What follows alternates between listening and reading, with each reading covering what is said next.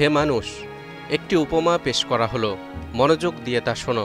তোমরা আল্লাহর পরিবর্তে যাদেরকে ডাকো তারা কখনো একটি মাছিও সৃষ্টি করতে পারবে না, যদিও তারা এ উদ্দেশ্যে একত্রিত হয়। আর যদি মাছি তাদের কাছ থেকে কিছু ছিনিয়ে নেয়, তারা তার কাছ থেকে তাও উদ্ধার করতে পারবে না। প্রার্থনাকারী আর যার কাছে প্রার্থনা করা হয় উভয়েই দুর্বল। মুফাসসিরগণ তাদের কিতাবে লিখেছেন, এই আয়াত মূলত তাদের জন্য নাজিল হয়েছে যারা আল্লাহকে ছাড়া অন্য কোনো ব্যক্তি বা বস্তুর উপাসনা করে।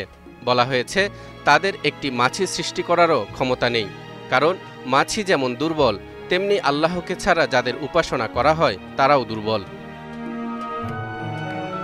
এই আয়াতে আল্লাহ তাআলা আরেকটি কথা বলেছেন, একটি মাছি যদি কিছু ছিনিয়ে নিয়ে যায় বা চুরি করে তাহলে তার কখনোই ফিরে পাওয়া যাবে না।